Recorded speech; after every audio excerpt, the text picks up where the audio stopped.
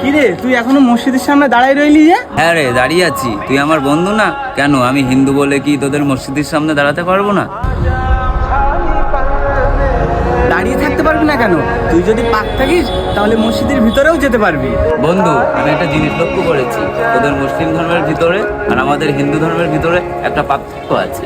আরে বন্ধু, পার্থক্য তো থাকবেই। তোদের হিন্দু ধর্ম আলাদা, আমাদের মুসলিম ধর্ম আলাদা।